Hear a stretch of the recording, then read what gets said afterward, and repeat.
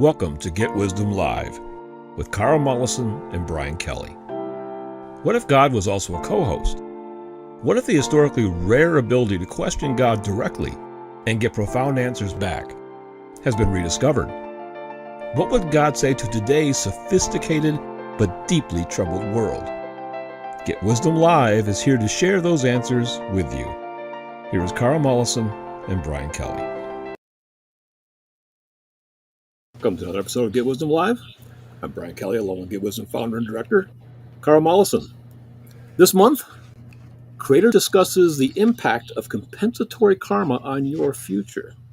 So we've had a couple requests from followers, Carl, that they wanted to learn a little bit more about good karma, maybe how that operates, how that comes about, and maybe how we can, try to bring some our way. Well, I'll take any help where I can get it. And I think it's important to see the whole story. And I agree that sometimes you can't see the forest for the trees. Yeah, especially nowadays. And, now with the weeds, it's getting harder to see the trees. They're getting pretty tall. But not just weeds, but invasive species. Oh my goodness! Let's not go there just yet. I'm sure we'll get there along the way, but that's another. That could be a couple shows. That's such a big topic. Oh boy. Okay, well, we're gonna get started. We've got a long show here, so we're gonna get started on this right away. Here we go. U.S. Creator recently channeled that the greatest karmic rewards come to those who take on the greatest challenges. You wouldn't think that playing football for the Detroit Lions would amount to much of a karmic challenge.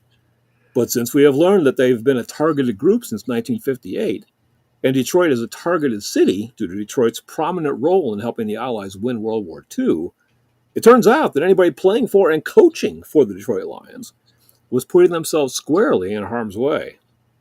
Detroit developed a pernicious and persistent losing culture. Like many karmic dilemmas, it seemed the situation just got worse with time. Negative karma has a tendency to compound, to spiral downward, and eventually reach a point where the entity trapped in the dilemma is no longer in a position to save themselves. Was this truly the situation with the Lions organization prior to a campaign being launched to heal them using a lightworker healing protocol? What can Creator tell us? All right, these are Creator's words as I channeled them in response to this question. The quandary of this sports team is very illustrative of the dilemma faced by humanity as a whole, and for many individuals, particularly those coming under the thumb of the extraterrestrial alliance, who truly control the world behind the scenes. They have been present throughout human history in varying degrees of visibility. At first, out in the open as gods from the sky, confronting a naive, primitive human society and wowing them with their powers and knowledge. They have since gone behind the scenes because humans are so unruly and volatile, it is safer to manipulate them surreptitiously and also an extra challenge to do so remotely. These beings are functional psychopaths, having become devoid of spirituality millions of years ago now. That is the price one pays for drifting away from an awareness of the divine. It will be an inevitable lowering, a cheapening of inner wherewithal and perspectives. The physical, being a highly demanding environment, presents a constant challenge to faith because it is an unnatural world with respect to divinity, which is timeless and omnipresent and not bound by physical energy and its laws directly. With the extraterrestrials being in charge of things, anyone who draws their ire is at higher risk than usual of being manipulated or tormented in some way.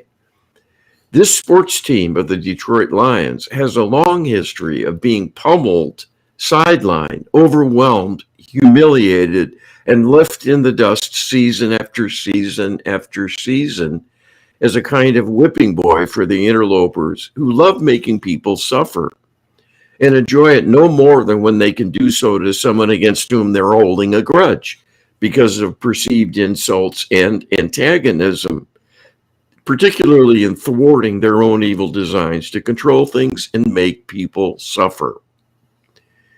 Humanity was created to solve the rise of evil in your galaxy as a kind of test of the waters with respect to having greater free agency and free will. That is the bold experiment of ours underway to create a vast expansion of possibilities for all the soul-based beings we have created. We have wanted to give you greater autonomy as a kind of reward and encouragement both. This is a win-win for all, no less for us, in having a wider reach and wider scope from things done, in effect, separately from us, although always as an extension of our energy. After all, humans, as well as the extraterrestrials, are extensions of our consciousness, as is everything in the physical plane. Because this is an honest test and proof of concept, we follow our own rules of engagement quite closely to not interfere. Both sides, the human and the interlopers, have free agency and free will to do as they choose. The law of karma governs all, but slowly, and that is part of the setup, that this great leveler, energetically, is delayed for your galaxy in bringing about a consequence for wrongdoing. This creates greater latitude and a seeming freeing of constraints to open the door to unfettered free will choice in how to be, how to proceed, and determine your own fate and destiny. Because this is a test, things can be imperfect and even go wrong at times. Everything has a cure, but not everything can be undone because this is quite real. It is not pretend.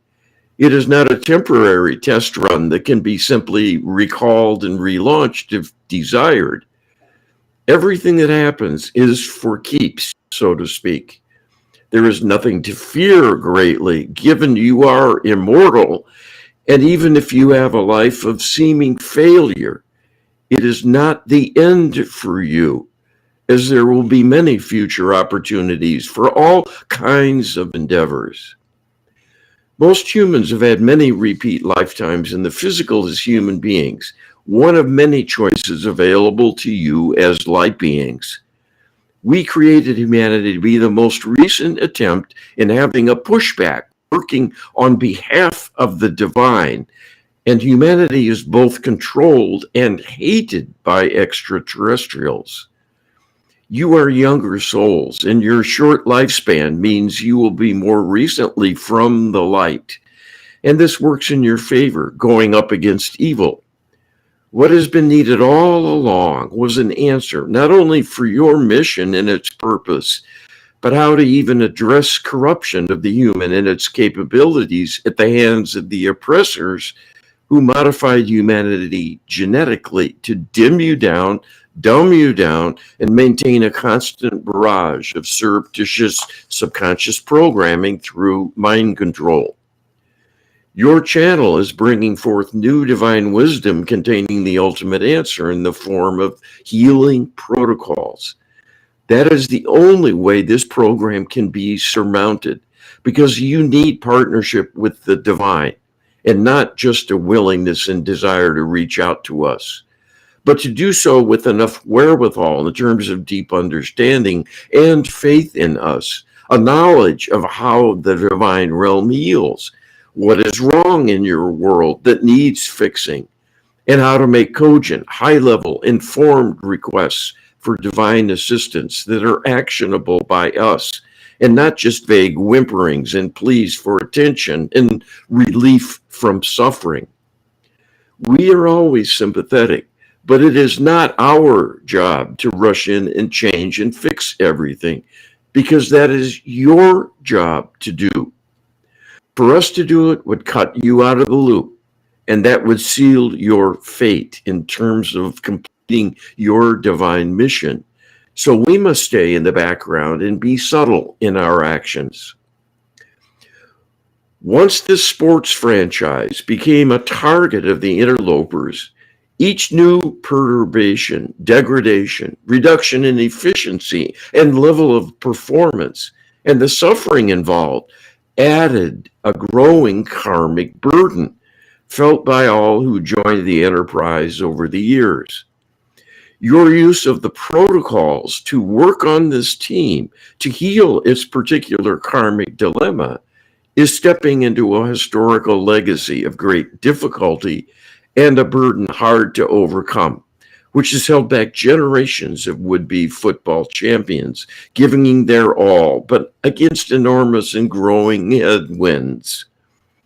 This healing endeavor has lightened that karmic load enough through a strengthening as well of the participants that they can hold their own more than ever before, and more often than not, prevail on the field against their opponents, despite the fact the dice are loaded in the favor of the interlopers, more strongly backing their opponents, and many times actively intruding in games games in progress, and to perturb things, cause injuries, misdirect players through distraction or an inculcated state of confusion. So players make mistakes, fumble the ball, are unable to complete passes, whether the thrower or the receiver is being targeted. There are many opportunities for mischief. The only saving grace here is that such manipulations are part of an ongoing contest, as some extraterrestrials will take one side and others will take the other team to support. And they will use humans much as chess pieces on a board, but will not follow human rules, and they engage in underhanded manipulations of all kinds. The turnaround of this sports franchise is a testament to divine human partnership in the highest sense, and makes a good test case for what can be done by those with faith whose hearts are in the right place and are using these high-level tools to right the wrongs of history, whether for an individual or a group, and change things for the better. And that's the most important thing, is the development and the initiation of a divine human partnership.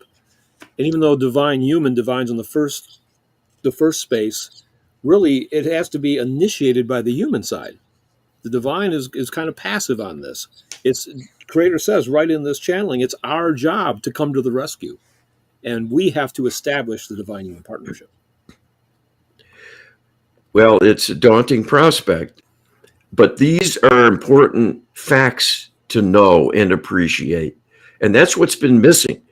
The world is in constant turmoil. It's always humming. There's always many, many things going on at once, and many distractions and complexity and a past history.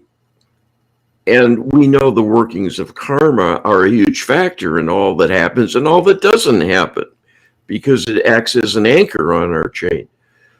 But the only way we can get ahead of it and to actually make up for lost time is to heal it. And that just makes the size of the problem more formidable and challenging. But we have the tools now. And so this is illustrating the ongoing tug of war. Yeah. And it's just going to keep going. But we have to do our part, and it's vital. Well, this next question is kind of like about using the tool and what to ask for in particular, because there is rules of engagement. That's one thing we've also learned in this project, is that Creator is not going to intervene and do some stuff, and is able to intervene and do other things. So we're trying to ask for intervention that is in alignment with the rules of engagement. So that's what this next question is really about. The Lightwork Healing Protocol sessions being done for the Detroit Lions were aimed at providing protection from targeting and manipulation. This is a complex request because the free will choices of the interlopers doing the targeting still needed some allowance for expression within the divine rules of engagement. The request was never, Creator, help the Lions win.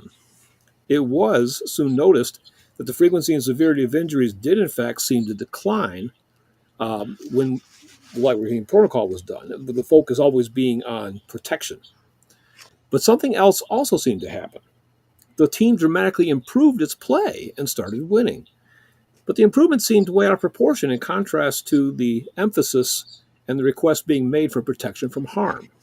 When asked about it, Creator said it was a backlog of compensatory karma coming to bear after decades of targeting. Yet it seems this compensatory karma could not be brought to bear until the healing campaign itself was launched. Can Creator explain how compensatory karma can be held at bay by the pernicious downward spiral of negative karma? Okay, this is turning into a graduate level study in positivity and negativity and the workings of the law of cause and effect. That's another explanation or definition of what the law of karma represents. Just for the people who might be new to the subject, we use karma because it's a one-word term, but it's the law of cause and effect. Things have consequences. So that's what this all is about. And there can be good as well as bad consequences. The compensatory karma is the good kind, coming to right wrong. So anyway, this is Creator's answer, how compensatory karma can be held at bay by the pernicious downward spiral of negative karma. Creator says, this subject of good karma versus bad karma is an extremely important one for the understanding of a fundamental force of the universe that governs everything and will determine over the long term how things go, what will work, what will fail, what will improve, what will decline, and perhaps be phased out. And those outcomes will be owing to the actions of those who participate. Keep in mind, we are largely on the sidelines, so as to not interfere with intentions of the soul-based beings on the battlefield, so to speak, because this is your war to win. So we can only participate to some extent, and only under specific conditions, when invited and in the right way, and even then have many, many limits on what we can do. This is shocking to many, that God is not in charge of the world with respect to day-to-day activities. That is all left to those in the physical plane themselves through their free choices. The law of karma is dispassionate and does not take sides based on some ideological belief or prior allegiance and loyalty, and thus have a bias. The law of karma deals with ultimate truth based on energetics. How much negativity and how much positivity is being created in the intentions of all beings engaged with life. Each life is being recorded, and that is what the Akashic records are for, to provide a historical account of everything that happens. And each event from day to day will have an energetic signature assigned automatically as the events are recorded. When people interact with one another, those participants will each, in their Akashic records, have a chapter written with the energetics of their involvement and contribution, along with the others, but making clear who is who. It is those energies used by the law of karma to carry out its role as the great leveler. Its job is to bring back around the energy of what each individual soul-based being contributed to the workings of life, whether personally or through group influencing a fellow being or a larger group. And even a societal level on the part of leadership, primarily, except for those innovators and deep thinkers whose creativity ends up influencing a wider circle of fellow beings. In taking pains to describe the energetics, we are addressing your point to help understanding that this is all dispassionate with respect to the law of karma, and what the divine takes part in or not, as the case might be. So in terms of good karma and bad karma, the good being a compensatory utilization of positive energy created previously to come back around and perhaps provide a spot improvement or relief from a bad patch in one's life in helping to raise the person up, give them the strength and courage to keep going, and so on. But the important thing to keep in mind is that good karma, the compensatory karma of prior good deeds, is not a gift from God. It is a gift from you, yourselves, through good works of yours being recycled to come around again and perhaps breathe new life by bringing joy and reward of some kind to make life tolerable, at least for a time. This is a do-it-yourself world for sure, and this is the stark inner workings. It is the ultimate reveal in who is doing the heavy lifting, who is truly in charge, and who must, in the end, be accountable for all that happens. It is the participants in the physical, individually and collectively, who share the responsibility and the blame, as well as praise at times, and perhaps additional divine blessings in response to being in spiritual alignment and doing good works. Keep in mind then, it is always your karma and the karma of fellow beings that runs the show. This is why your life cannot be passive and truly accomplish something of great value. There is hard work needed for all of you to take part in. You know, my biggest takeaway from this is the fact that karma is dispassionate. But Creator went on to make a further point that even divine intervention is dispassionate as well. Both karma and divine intervention are essentially dispassionate. Creator might have a favorite, in terms of Creator's outlook, but that's not going to govern the pattern of intervention. That's going to come in response to karma as well as prayer work. Indeed. And this answer is the most forceful and clear description of our personal responsibility for our lives. And once you know this is highest truth coming from the divine, it really puts into the contrast of what so many in the world are doing or not doing, thinking God's going to save the day. People are waiting for Jesus to come back, for example. That's been 2,000 years.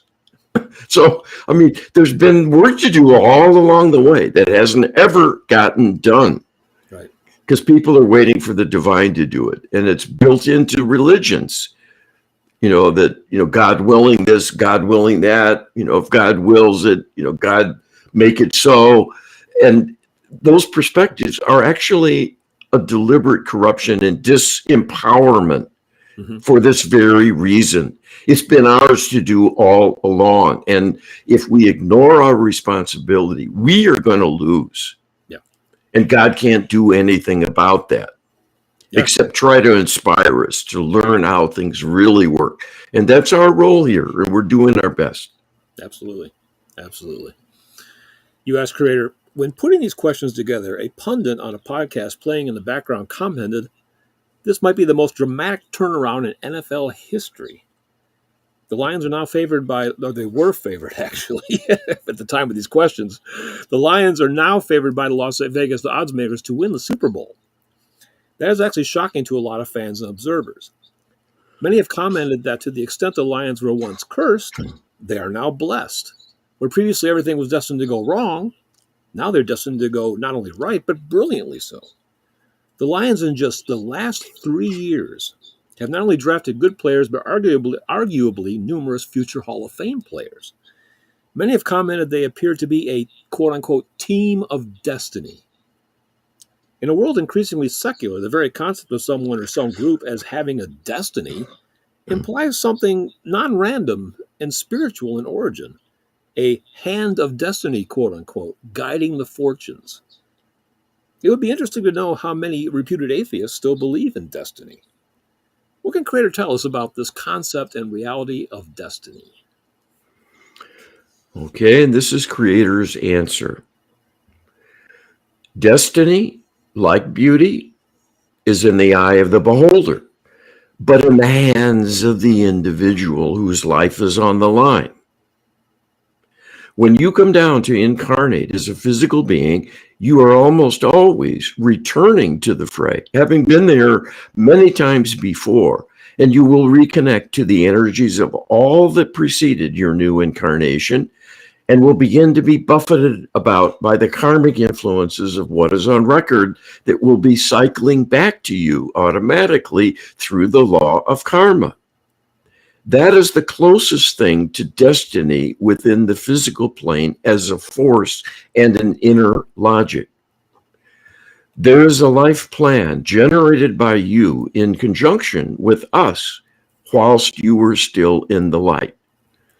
Much of it is designed to help you reckon with prior karmic burdens that will need to be managed and, to whatever extent possible, healed to overcome them in order to stay in the game and not be overwhelmed and perhaps die young, in which case coming back again and again is a downward spiral of failure that only increases the challenges and may become hopeless. So in the same way as your actions as a human being determine your karmic future fate, in the sense of the powerful energies, bad or good, that will be returning to you as an influence, and a powerful one, on all that takes place and will determine much about your life, how it proceeds, and the degree to which you are challenged and perhaps fall by the wayside if you are unable to meet the challenges and surmount them. The planning from the light, just like your acts as a human in the physical, are ultimately decided by you. You do consult us, but it is you who decide what you will be doing, how you will go about it, and what the major goals are for each new lifetime. So what we are wanting to impress upon you is that destiny is predetermined, at least as a projection of possibilities that are designed to happen. But it is done by you. It might be in alignment with God's will, but it will not be God alone determining your fate and how that comes about. We will be supporting as an influence, and to the extent there is belief in us, we can be involved to a greater or lesser degree using the mechanisms of inspiration, guidance via your conscience, the higher self in charge of supporting you during your lifetime. So it is very much the case that your destiny is in your hands primarily.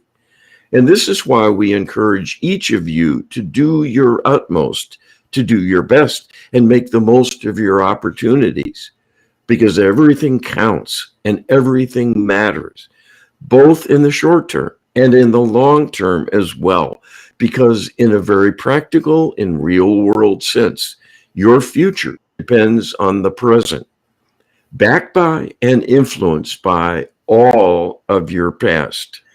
And I'm sure, Carl, that after this answer, you would not think that I would throw out a quote from the 1980s series, The A-Team. But Hannibal, one of the characters in The A-Team, used to have a line that was repeated often, and I'm sure you probably heard it somewhere along the way. I love it when a plan comes together. Well, so, hallelujah. There you go. Yep, you never know where divine wisdom is going to leak, right?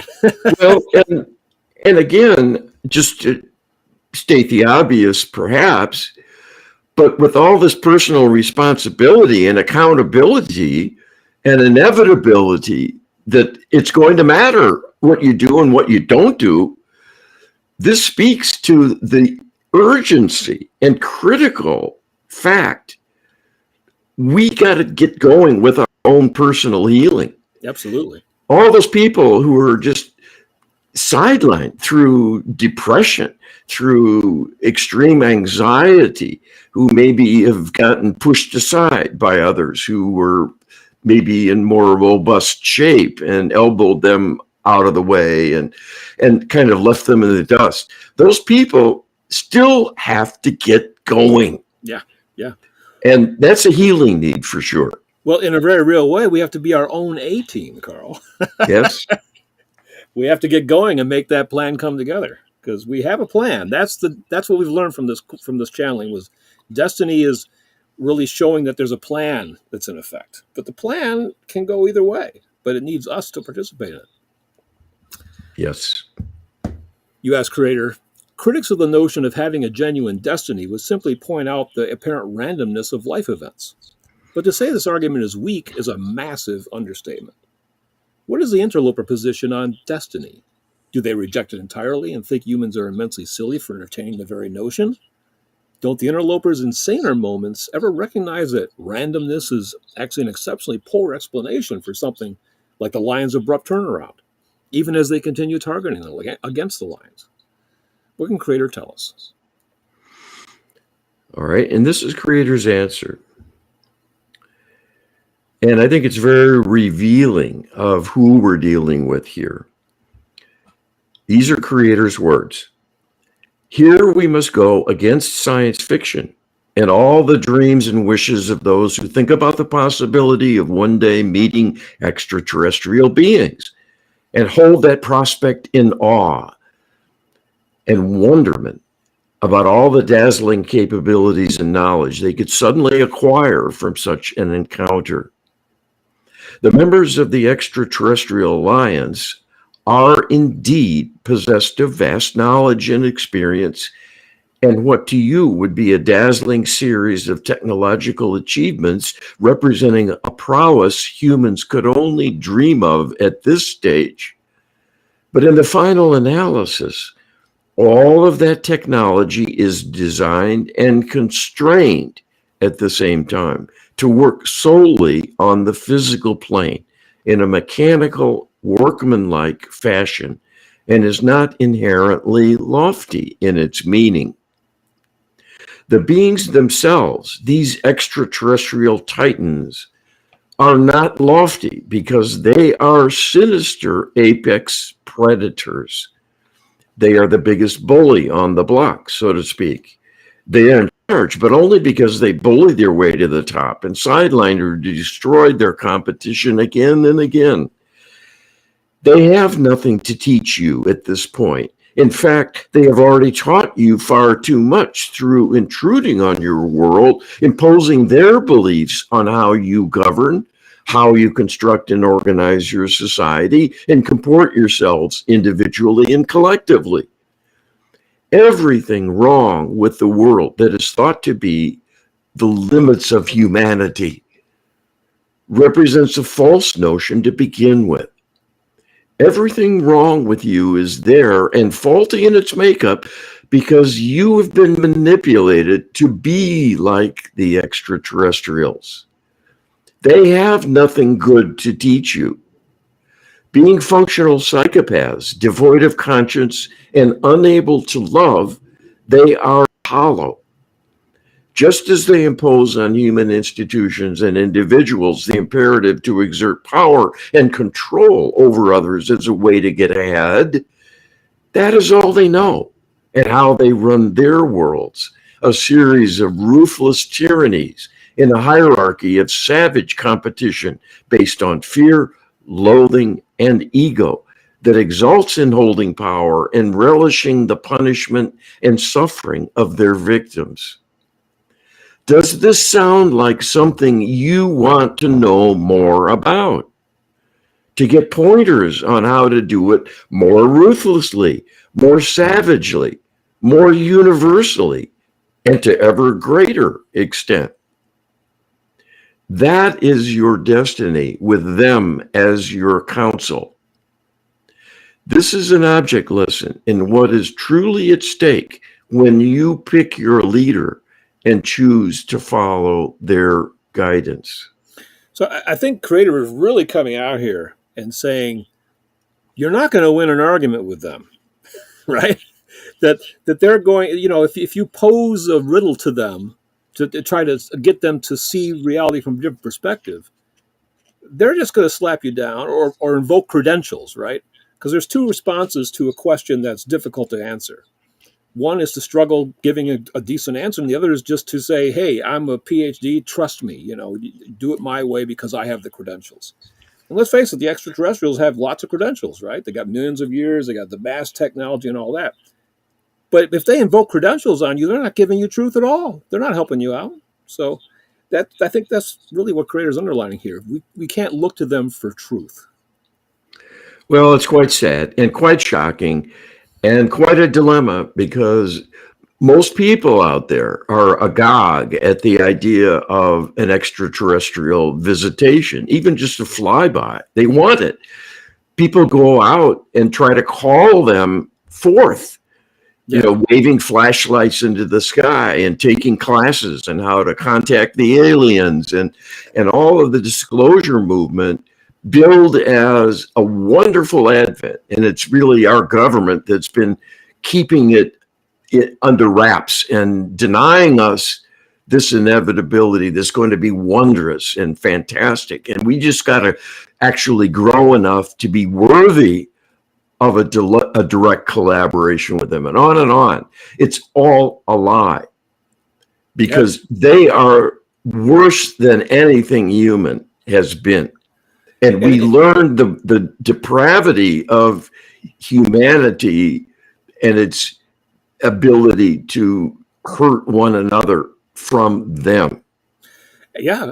I mean, if you look at history, even at a very surface level, you see that when a quote unquote advanced in technology or advanced in, education and solutions interacts with and comes in contact with a less advanced society, the outcome is always bad for the lesser advanced civilization. You can look at history and it's been almost always that way. So why would you expect it to be any different when our not quite so advanced civilization meets this massively quote unquote advanced civilization? You're expecting a good outcome? Yeah. Well, we're going to soon be asked to choose them as our leadership. And that's what this is addressing. Yeah. You ask Creator, what came first, the chicken or the egg? It seems pretty clear that a Lightworker Healing Protocol campaign was needed to stop the karmic tailspin the Lions were in. Was the LHP campaign itself a karmic response? In other words, did karma itself play a role in bringing about the healing campaign? Or was the healing campaign a divine response and not of karmic origin per se? What can Creator tell us? All right, Creator says, we can tell you unequivocally that the fact these protocols became available and you were inspired to use them in this way to right a wrong of history and carry out a divine blessing on those you had a sympathy for and were drawn to help, is largely a consequence of human karma of the most positive and divinely aligned nature. We could end the madness in an instant, as our power is infinite. We said at the outset here today that this is your problem to solve. You only need look at history and the long saga of misfortune, repetitious tragedies of all kinds, and the fact that despite the costs of evil in things like warfare that are inhuman and intolerable, you have not found a way to keep them from happening. So the nation states and the grievances come and go, but the carnage continues in wave after wave after wave. Following a brief honeymoon period in the Garden of Eden days, the world has been marked by tremendous difficulty and negativity, with challenges of all kinds arising to threaten human existence, happiness, and achievement. It is only now, with the advent of the Lightworker Healing Protocol and Deep Subconscious Mind Reset, that you have the tools to heal what goes wrong and have a chance of recovering functionally enough to turn your life around and truly make a better future that can be a lasting one. Through the divine healing you can now bring to bear, it is even possible to deflect the oppression and subjugation of the interlopers sufficiently to have a window of opportunity that will be unhindered and allow much more rapid progress for healing human beings to a degree following their ascension to a higher plane of existence. So the fact it has taken you over 100,000 years to get there at this turning point is a testament to having relied on your own devices during a very long and challenging learning curve. You've been corrupted and misled again and again and again, that you must defer to those in charge. Do what you're told and believe that you as an individual are powerless and a supplicant. And while you are begging for scraps to stay alive and keep going, you are forfeiting your successful future because you're simply creating more karmic negativity to hold you back in an endless cycle of self-abnegation and self-destruction. That is how the aliens want it. What is needed is for more humans to step into their true power and embrace the tools of the divine given to you through your channel to partner with us in a full, effective way that has not been possible until now. So Creator was basically saying in the affirmative that there was the good karma that had a role in bringing about the chain of events that led to where the situation is now. And apparently the answer is yes, that doing healing work can help unleash pent up negative good karma that can come to assist the healing process. So there's but we have to get started. That's the whole point, right? Yes. You got to start somewhere, and then once you get going, there can be help that can be brought in along the way to amplify things. But you got to take that first step. So this is clearly shaping into an example of how even one person can have an influence on not only their destiny, but the destiny of others through their good works and joining together in common cause with many others and with partnering with the divine. That is where our true power resides. But we have to do it. We have to be an active requester and participant all along the way because we have to be in the lead. Yes. So it's quite remarkable, but that's a clear path we can take. Absolutely. You ask Creator, in the study of warfare, it is asserted that most battles are won or lost before the first shot is even fired. In other words, planning and anticipating all the needs of an army in battle will ensure victory far more than whatever actually happens on the battlefield spontaneously.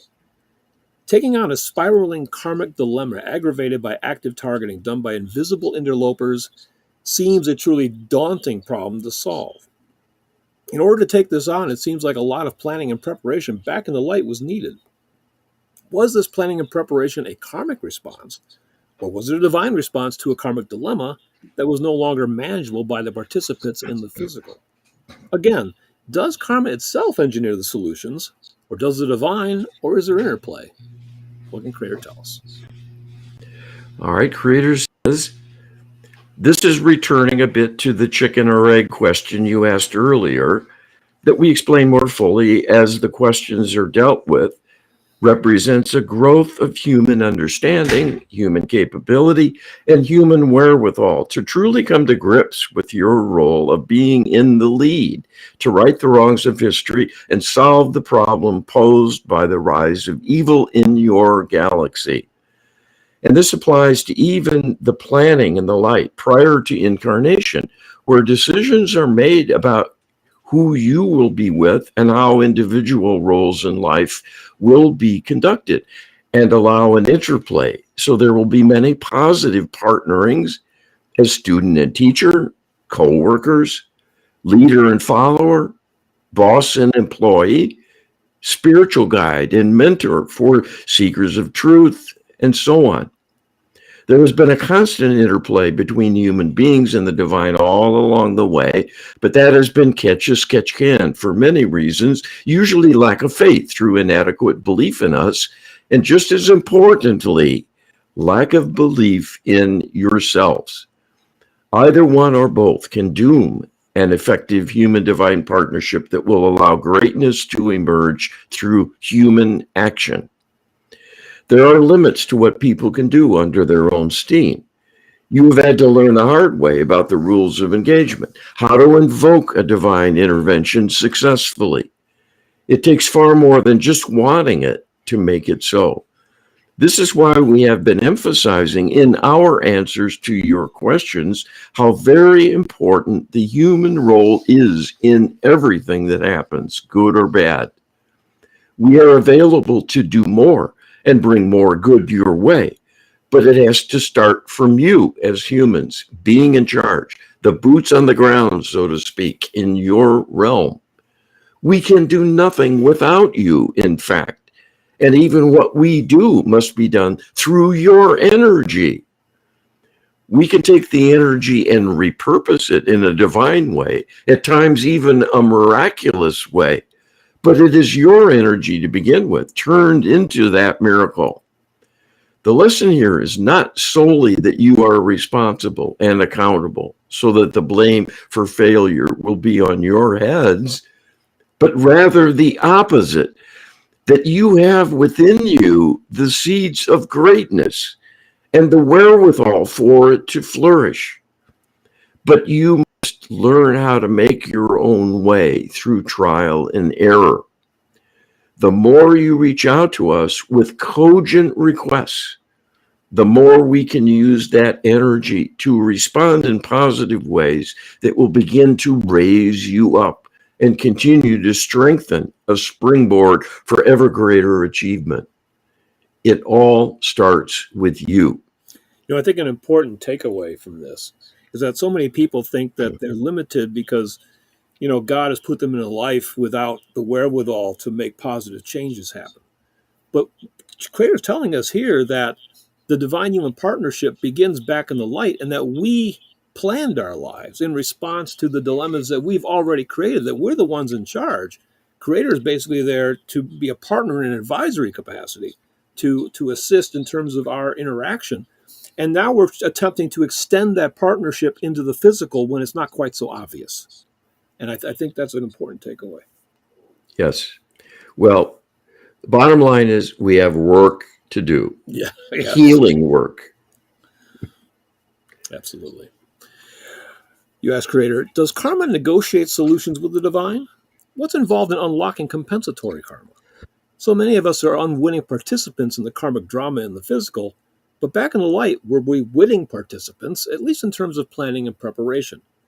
Does karma simply control the flow of energy like water follows gravity, but not to the extent of creating an aqueduct, because that would take intervention? So it's not up to water and gravity to build the aqueducts, but up to us through trial and error. Is that a useful analogy at all? Does karma do its own thing until we intervene in a committed way? What can Creator tell us? Creator says, the law of karma is an oversight function that acts through the energies of existence in a dispassionate fashion. It has a methodical function and purpose to revisit stored energy and bring it back to the originator for purposes of learning, feedback, and motivation that result from a re-encounter with what one created previously. It is much like someone coming along and holding up a mirror so that you see yourself with greater clarity and can carry out an inspection and rethink how you put yourself together, how you comport yourself, and how perhaps you have changed over time in good ways and bad. And if you take those opportunities for reflection seriously, you will have the best possible guides for conducting your life in a positive and effective fashion. So karma is not in charge and in the lead. It is a feedback mechanism that simply is reacting to the energies it sees and will arrange systematically that they revisit their originator according to logical principles of discernment with respect to whether they are positive or negative, along with many shades of meaning. This oversight provided by the law of karma will be highly sensitive to nuance, so nothing is missed.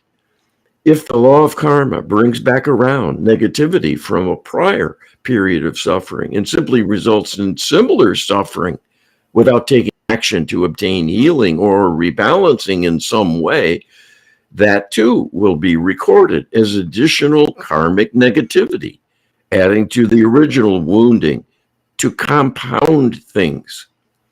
The logic here is that eventually the squeaky wheel may stop turning and force a more dramatic response. So instead of something just annoying and a distraction, it might be in the form of a light threatening dilemma that forces you to put all your resources to work to solve the dilemma once and for all. In other words, karma will out. And eventually the universe will rebalance itself. And you and your part in it will be a part of that great rebalancing. When you have periods of greater awareness and understanding is when you are in the light. You can more intelligently plan more effective strategies and design opportunities to give yourself an increased chance of being a change agent for the better when you return to the fray. But all too often, born into the physical realm in a state of ignorance and with no one to truly teach you the fundamental principles we are describing here, you will have to learn everything the hard way. And only through trial and error and your own intuitive reach will you put two and two together enough to be able to have a life marked by more success than failure. Well, I think a big takeaway is Creator's emphasis that karma is reactive and not proactive. Karma is not planning our lives out, but karma will react to what we have planned or what we have done in the past, which was a result of past plans, or perhaps not. But karma is reactive. It's up to us to be proactive, Carl. Yes. And so what karma is doing is just following the designed within characteristics of action, reaction, cause and effect. So we're causing things to happen with our energies. And one of the effects is the law of karma will remind us of what we've done. So it's a big reminder that everything matters. And we have to discern what's wrong and take an action that's appropriate to set things right. And that's what karma is doing, just giving us those pinpricks again and again and again. Absolutely. You ask Creator, is karma an ensouled entity or more like divine artificial intelligence? When we think of AI, we think of a kind of predictable intelligence without emotion. Does that describe the consciousness of karma itself? What can Creator tell us? All right, Creator says, well, karma is much more profound than a body of knowledge filtered through a set of algorithms, as with artificial intelligence, a technological construct, and thus far inferior to the workings of consciousness. Karma is not an independent soul-based entity with an intelligence, creativity, and limitless purpose for existence. As such, you, as a light being, know everything the law of karma knows. So in your experiences as a light being, the law of karma simply serves as a reminder of the rules of the road. So it is like the guardrails that might prevent a fatal crash of a vehicle that otherwise would fall off a mountain road in a moment of inattention by the driver. Its automatic nature makes karma an enforcer through being comprised of intelligence from us in its construction and mechanism of action. It has part of our consciousness, but still a limited part, and is independent solely because it is perfunctory from our perspective in its duties. Much like a physical guardrail along a highway, karma has a limited set of functions to carry out in systematic ways that are predictable and even-handed, at least in their intention of ours to be a fair, impartial enforcer for the rebalancing of discordant energies, and as a conveyance for an amplification of positive energies created by soul-based beings. Karma is subject to our oversight, and that is why the law of karma behaves differently in your galaxy than everywhere else in the universe. We have created the set points and the calibration in how it handles the energies created by soul-based beings in carrying out its duty to provide feedback for everyone about everything of importance. How rapidly and thoroughly, and at times severely, it does so is according to our rules and judgment, and that is the experiment underway. To gain feedback about how much latitude soul-based beings can be given to freely express desires in ways that create new possibilities at the risk of gaining too great a personal benefit and reward and becoming selfish and wanting greater influence than is healthy. The problem with enforcing a comeuppance for every infraction is that it becomes inhibiting and life-limiting if too swift and too harsh in its responses. This is one of the fundamental difficulties inherent in the nature of existence, that good always implies its opposite, and the possibility of evil is always present. The art of living is maintaining a balance so one is never too far from an ideal accommodation of risk and reward. The law of karma cannot decide for you how to be.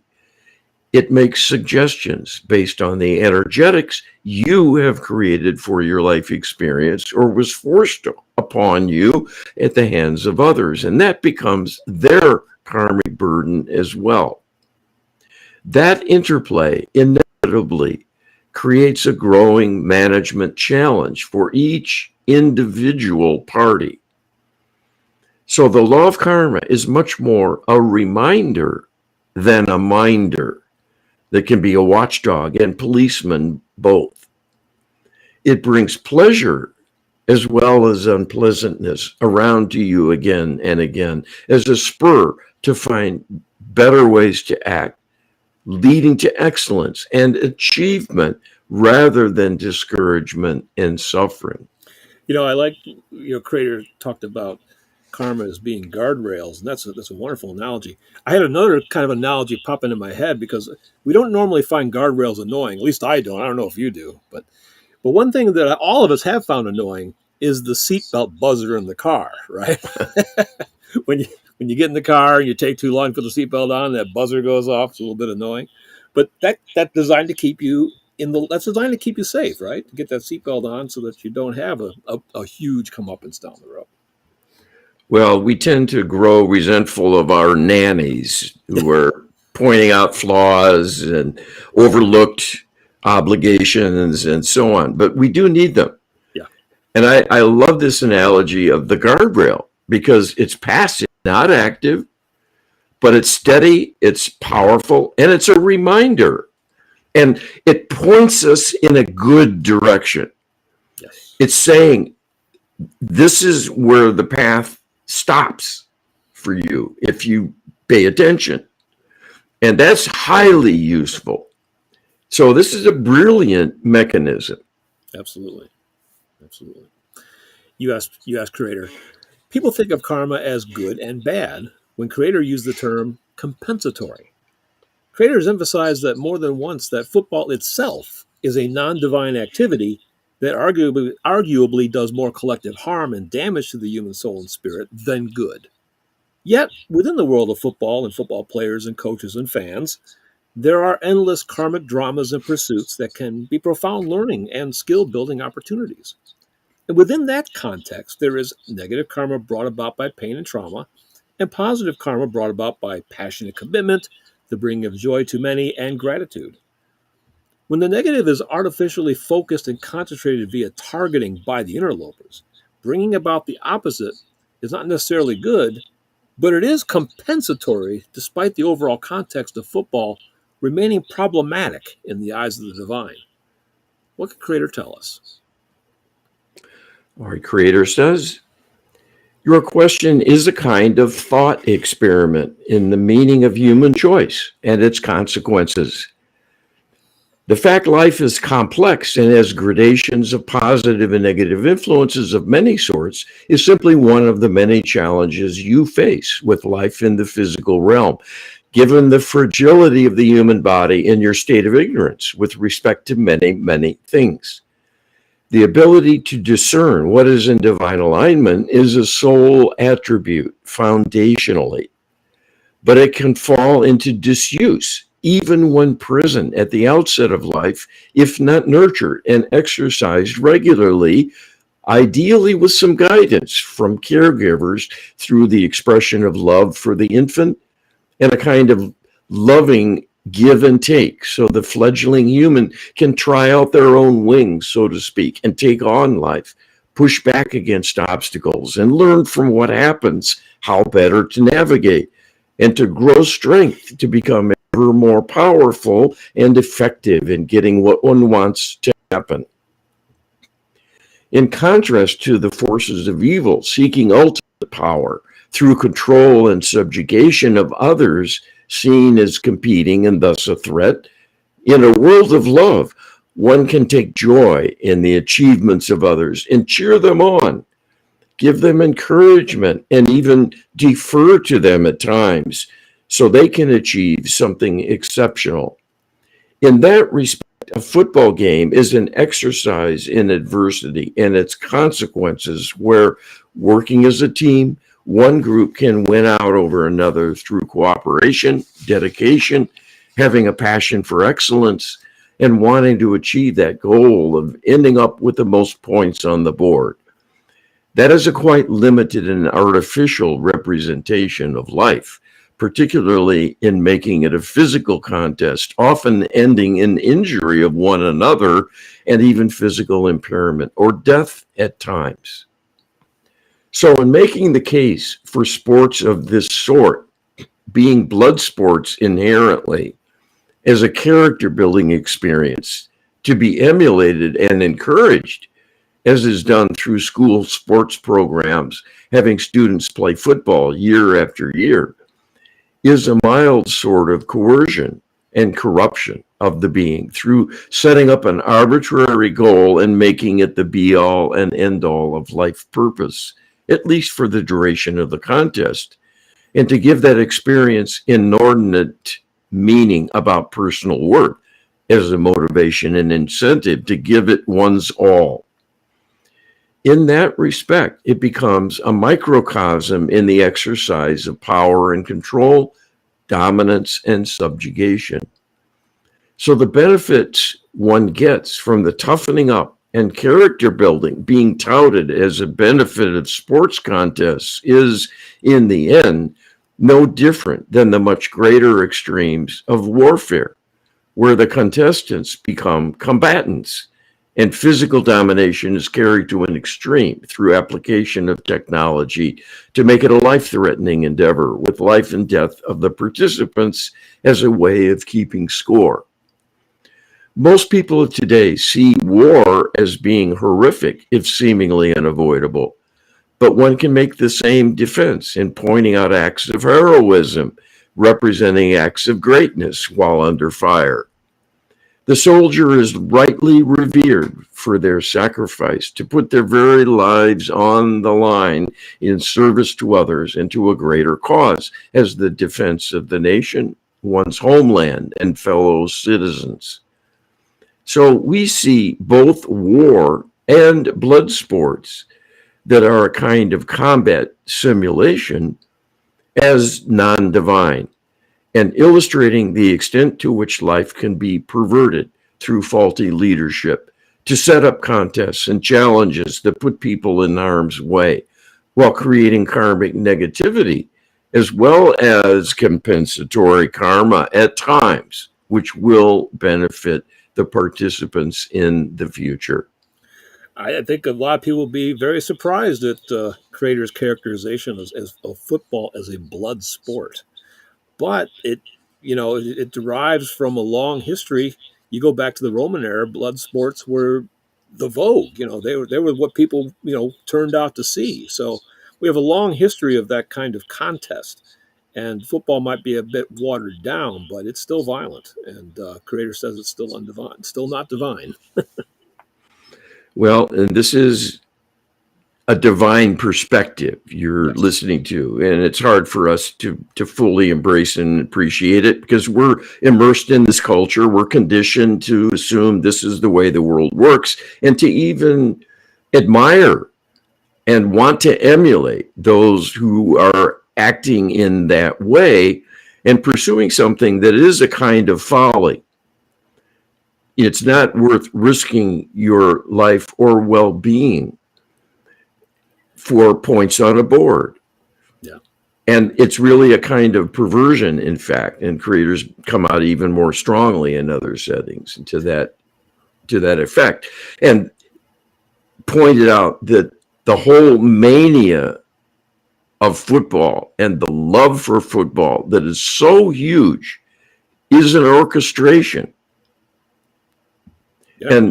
And part of it we're learning through what you are doing and probing into your efforts to help this sports team is showing that it's the actions of the extraterrestrials that one watches during the Super Bowl or any NFL game. It's their contest. Yeah. They're running it. They're manipulating the players and working against members of their own race who choose sides, take individual players to manage and control and manipulate and get in the way at times to change the outcome of the game. And so it's a kind of mass illusion of personal freedom. But we're really being herded into the Colosseum to watch a gladiator contest, the bread and circuses of the ancient Roman Empire to keep people complacent. I mean, I don't like saying these words, but sometime we have to wake up and see reality for what it truly is, because action's needed, as Creator is pointing out, the painful lesson. It's on us. We have to do something. It's funny because I actually played Little League football, and I also played Little League baseball. I love Little League baseball. I had so much fun. I can't remember a single dark moment in Little League baseball, but football, oh my gosh. I'm 10 years old, Carl, and the adults are swearing at me, because I did something wrong. And then I have to go, run 10 laps, so, quarter mile each. I mean, it was grueling. It was torture. And plus I wasn't that very good at it. So I didn't even have that compensation going for it. But boy, was it an eye opener. Football's different than the other sports. It really is. Maybe with some exceptions of hockey. Hockey is very violent too. But, and that's telling us something, isn't it? Yeah, it is. It most definitely is. You ask Creator, do most people have a backlog of compensatory karma just waiting for a healing intervention to be unleashed?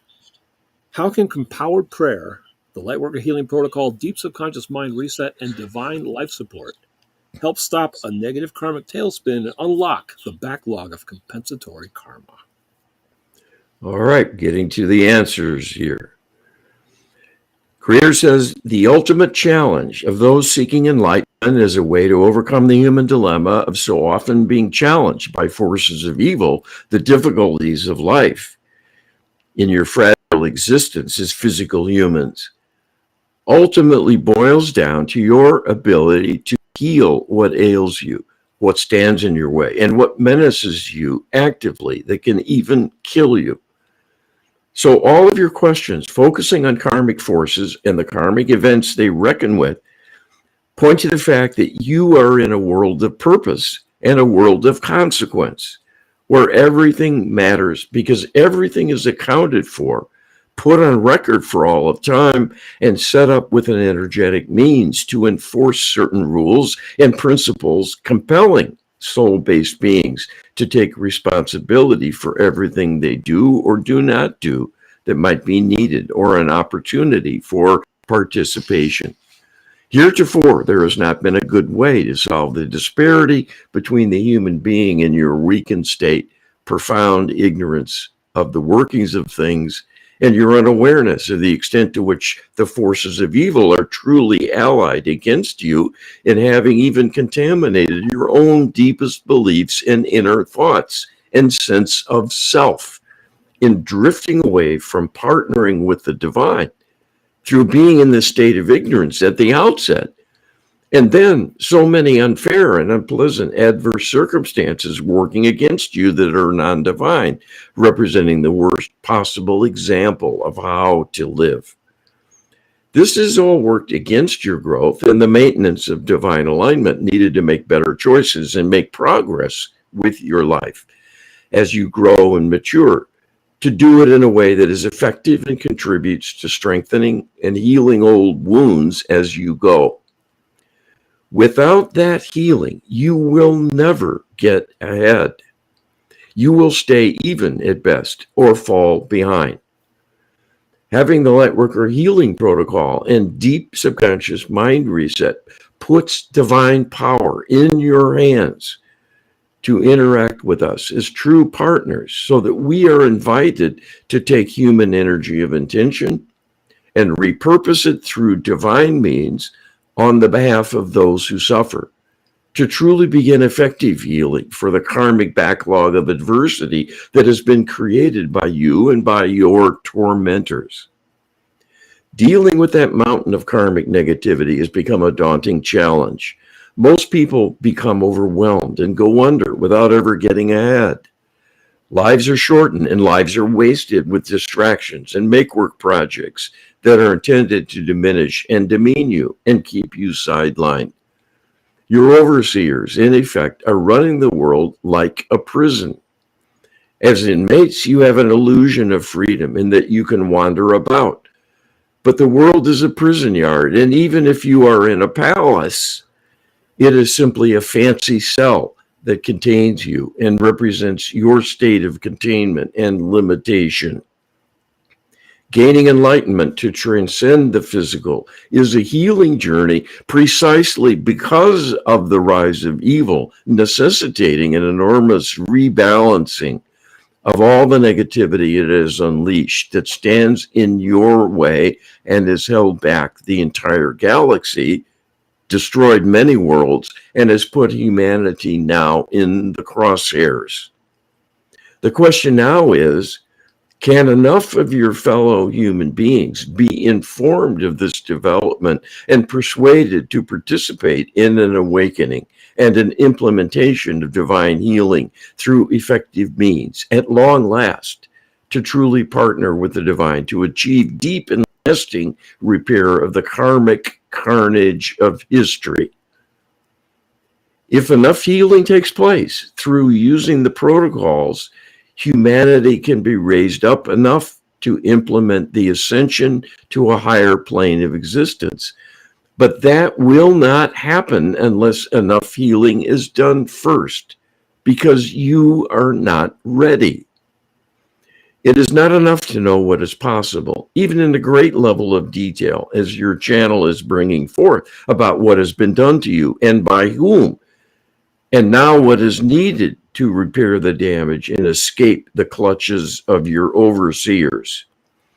Everything comes down to the need to take action through the application of positive, purposeful intention directed with specificity to define what the divine realm needs to do to save you.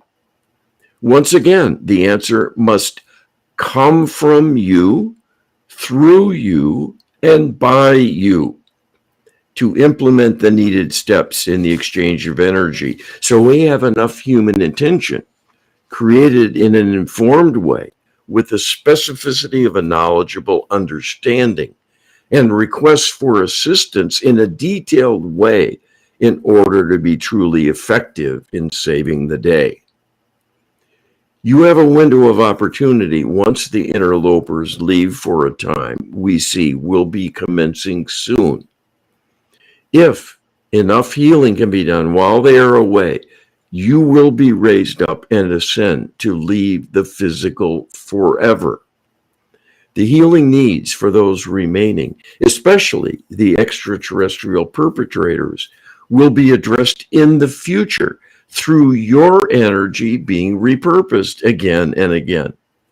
The very energy that will save you will save them, but it must be generated by you first. It is time to get to work and keep going. We see you can prevail. You can win the day.